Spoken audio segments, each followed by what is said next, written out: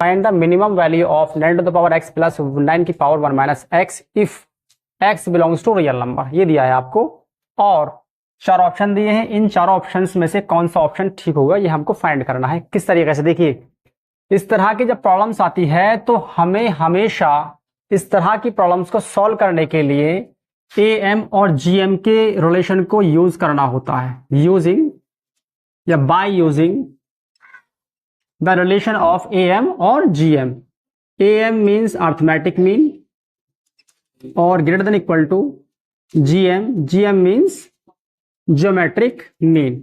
इस रिलेशन के माध्यम से हम 9x प्लस 9 की पावर 1 माइनस x की मिनिमम वैल्यू फाइंड कर सकते हैं। देखिए ये होती क्या है, मान लीजिए हमारे पास दो नंबर हैं a और b, और a और b का जो am होगा, अर्थमेटिक मीन जो होगा, ये होगा हमारा sum of all observations divide by number of observations, और ग्रेटर देन इक्वल टू जो रिलेशन होगा हमारा वो ये होगा A B to the power 1/2, right.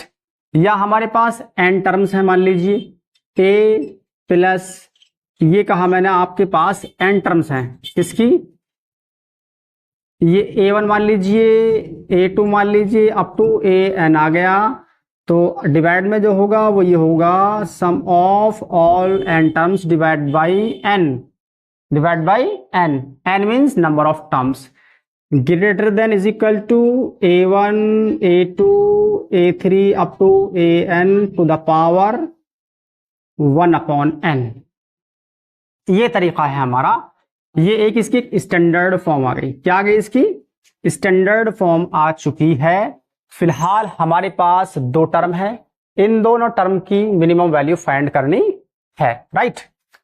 देखिए ये हमारे पास जो am होगा इसका क्या होगा, 9 to the power x plus 9 to the power 1 minus x divide by 2 greater than equal to under root 9 to the power x into 9 to the power 1 minus x।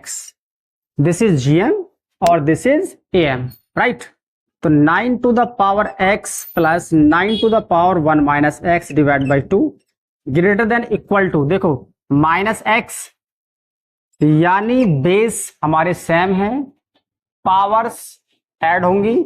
जब powers add होंगी तो 9 की power 1 आएगा हमारे पास। कैसे आएगा देखते हैं, देखो हम अभी 9 to the power x plus 1 minus x करेंगे, इससे ये खत्म। क्या मिला आपको, 9 की पावर 1 मिल गया, यानी कि 9 आपको मिल चुका है। आप जानते हैं आपके 9 का स्क्वायर रूट जो होता है वो 3 होता है।